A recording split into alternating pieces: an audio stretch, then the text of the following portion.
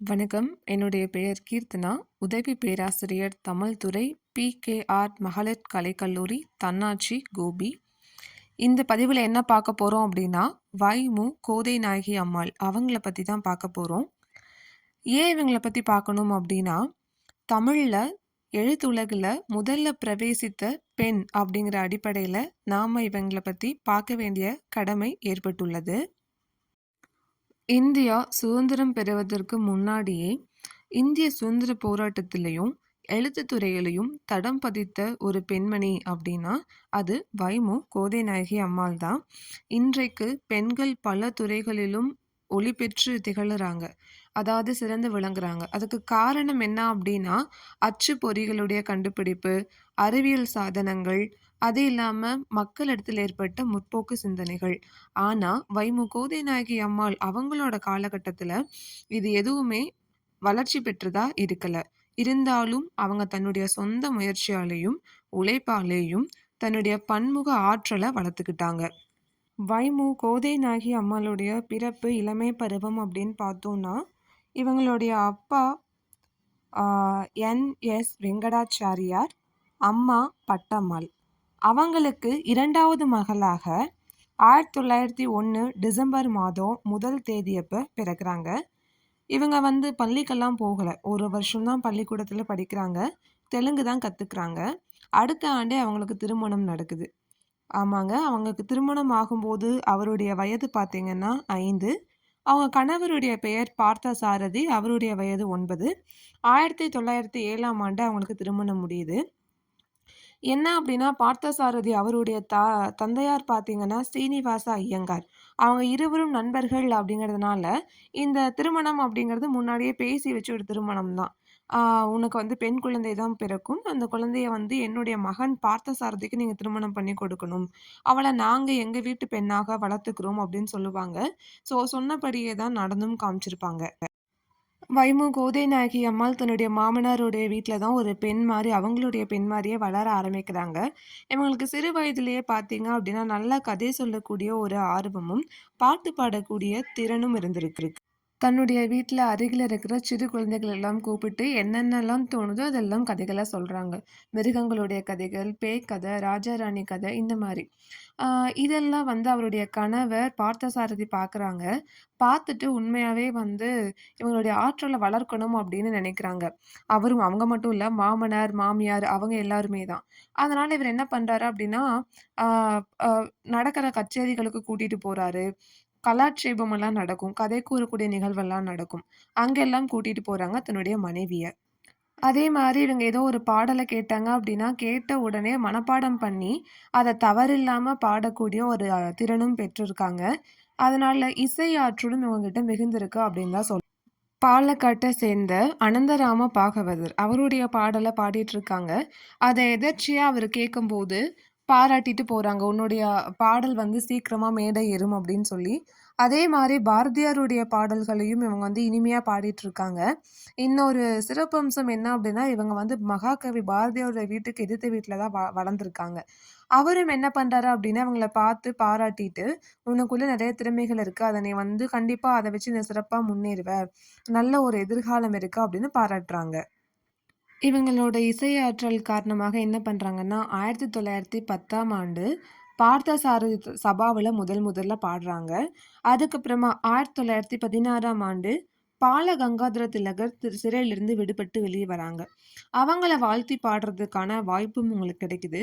அந்த ஒரு கூட்டத்துல தான் இவங்க சகோதரி சுப்புலட்சுமி, டாக்டர் முத்துலட்சுமி ரெட்டி அவங்கள எல்லாத்தையுமே சந்திக்கிறாங்க. அதிலிருந்து அவங்க புது ஒரு அத்தியாயத்த தொடங்குறாங்க. அதாவது அரசியல்லயும் அவங்களுடைய ஈடுபாடு அப்படிங்கிறது வருது. இதற்கு முன்பாக அவங்க என்ன பண்றாங்கன்னா, எழுத்துத் துறையில போறாங்க. இவங்க தெலுங்கு தான் படிச்சிருக்காங்க. தமிழ் படிச்சது கிடையாது. ஆனா, அ இவங்கள கதைக்கூற ஆற்றல் இருக்குன்னு சொன்னோம் இல்லையா? அதனால என்ன ஆகுது அப்படின்னா, இவங்க கதைகள சொல்ல, இவங்க வீட்டு பக்கத்துல பட்டம்மா அப்படின்ற ஒருத்தங்க இருக்காங்க. அவங்க எழுதுறாங்க. ஸோ அந்த மாரி அவங்க சொல்லி அவங்க எழுதின முதல் நாடகம் என்ன அப்டின்னா, இந்திர மோகனா அப்படிங்கிற நாடகம். இது என்ன பண்றாங்கன்னா, அப்போ பிரபலமான ஒரு நாவல் ஆசிரியர், வடுவூர் துரைசாமி ஐயங்கார் அவங்க கிட்ட கொண்டு போய் காமிக்கிறாங்க. அவர் இந்த மாரியான ஒரு நாடகத்த முதல் முதல் எழுதியிருக்கிறத படிச்சு பார்த்துட்டு பாராட்டுறாரு. ஆனா என்ன சொல்றாரு அப்டின்னா, நீங்க இத சிறப்பா எழுதியிருந்தாலும், நீங்களே எழுதாததுனால, அதாவது ஒருத்தவங்க சொல்லி இன்னொருத்தவங்க எழுதுனதுனால, இதுல சில குறைபாடுகள் இருக்கு. ஆனா, அத நீங்க நிவர்த்தி பண்ணிட்டீங்க அப்டின்னா, இன்னும் கொஞ்சம் என்ன பண்ணலாம்? முன்னேறலாம் அப்டின்ற மாரி சில அறிவுரைகள சொல்றாங்க.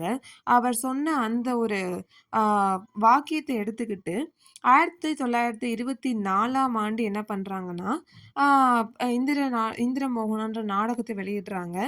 அதற்கு பிறகு ஒரே ஆண்டுல தமிழ் கத்துக்கிறாங்க. எழுதவும், படிக்கவும் தமிழ் மொழியில புலமை மிக்கவங்களா மாறுறாங்க. அப்போ முதல் நாவல் ஒண்ணு எழுதுறாங்க. அது என்ன அப்படின்னு பார்த்தீங்கன்னா, வைதேகி.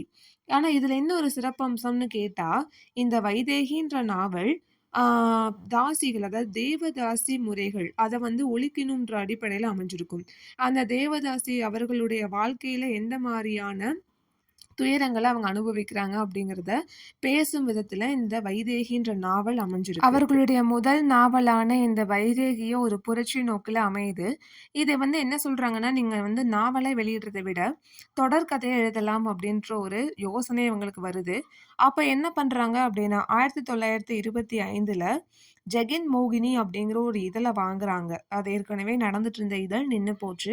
அந்த இதழ தான் சொந்த இதழா வாங்கி நடத்த ஆரம்பிக்கிறாங்க. அதுல வைதேகின்ற இந்த நாவல தொடர்கதையா எழுதுறாங்க. எப்படியோ எழுத்துலகுல வைதேகியும், இவங்களோட நாவலான வைதேகியும், கோதை நாயகி அம்மாளும் இணைந்தே வந்து பிரபலமாக ஆரம்பிக்கிறாங்க. இதுக்கு பிறகு தான் இவங்களுடைய அரசியல் வாழ்வு அப்படிங்கிறது தொடங்குது. 1929ஆம் ஆண்டு அம்புஜத்தம்மாள் அவங்க வந்து சுதேசி லீக் அப்படின்ற ஒரு அமைப்ப உரு அ தோற்றுவிக்கிறாங்க. அந்த ஒரு அமைப்புல இவங்க உறுப்பினரா தன்னுடைய பணிய தொடங்குறாங்க. அது மட்டும் இல்லாம, அங்க வந்து இவங்களுக்கு இன்னும் சிலருடைய சந்திப்புகள் கிடைக்குது.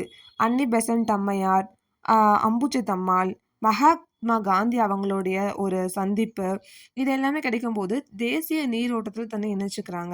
அதாவது தேச போராட்டத்துல முக்கியமான ஒரு பங்காளரா தன்னுடைய பணிகள தொடங்குறாங்க. கதர் பிரச்சாரத்துல வந்து ஈடுபடுறாங்க. அதிலிருந்து தானும் கதர் உடுத்தணும் அப்படிங்கிற ஒரு மே மே அ மேம்பட்ட சிந்தனைய கொண்டவங்களா இருக்காங்க. அதோட கள்ளுக்கடை மறியல். அதாவது எங்க அப்டின்னா, திருவல்லிக்கேணி பெசன்ட் நகருல ஒரு பெரிய தாதா கள்ளுக்கடை வச்சிருக்காங்க.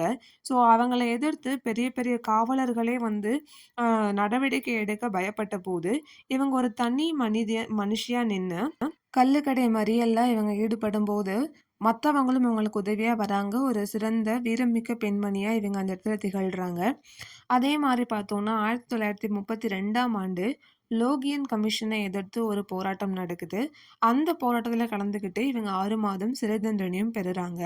இந்த மாரி எழுத்து துறையிலயும், தேசியத்திலும் தன்னை இணைச்சுக்கிட்டு இவங்க என்ன பண்றாங்க அப்டின்னா, ஆ சிறந்து முன்னேறி போயிட்டே இருக்காங்க.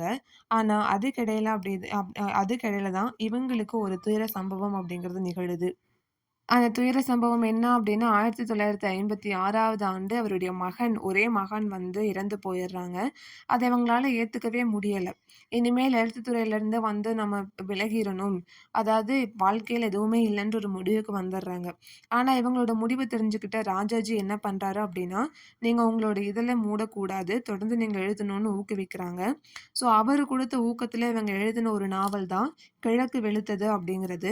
ஆனா, அதுக்கப்புறம் அவங்க ரொம்ப உத்வேகத்தோட எழுத ஆரம்பிக்கணும்னு ஆசைப்படுறாங்க. அடுத்த ஆண்டே அவங்கள வந்து காச நோய் தாக்கிருது. அவங்க என்னதான் ஆனா அந்த நிலைமையிலயும் அவங்க மருத்துவமனையிலிருந்து எழுதின ஒரு நாவல் தான் துப்பறியும் ராஜாராம் நாயுடு அப்படிங்கிற ஒரு நாவல். இதுக்கு மேலேயும் எழுதணும்னு அவங்க ஆசைப்பட்டாங்க. ஆனா எழுத முடியல. அந்த ஆண்டே அவங்களுடைய இன்னுயிர் வந்து பிரிஞ்சிருது. 1960 பிப்ரவரி 20ஆம் ஆண்டு அவங்க இறந்து போயிர்றாங்க. ஆனா அவங்க உயிரோடு இருக்கும்போது செஞ்ச பல்வேறு மகத்தான செயல்களுக்கு காங்கிரஸ் என்ன பண்ணியிருக்காங்க அப்டின்னா, 10 ஏக்கர் நிலத்த வழங்குனாங்க. ஆனா அவங்க அத தான் வச்சுக்காம, வினோபாபாவுடைய பூமி தான இயக்கத்துக்கு அதை கொடுத்துட்றாங்க. அதே மாதிரி இந்திய பெண்கள் சங்கம் அவருக்கு கலா சேவகி அப்படிங்கிற பட்டம் கொடுக்குது. ஸோ இந்த மாதிரி இசை, அரசியல், எழுத்து, சேவை அப்படின்னு பல துறைகளிலும் கோதை நாயகி வந்து கால் பதிச்சு வெற்றியும் பெற்றிருக்காங்க. தன்னுடைய வாழ்நாள்ல அவங்க சுமார் 115 நாவல்கள எழுதியிருக்காங்க. அதனால என்னன்னா, இன்றைய பெண்கள் அனைவருக்குமே ஒரு சிம்ம சொப்பனமாக விளங்கக்கூடியவர், ஒரு முன் உதாரணமாக விளங்கக்கூடியவர் கோதை நாயகி அம்மாள் அப்படிங்கிறத இந்த பதிவின் மூலமா தெரிவிச்சுக்கிறேன். நன்றி.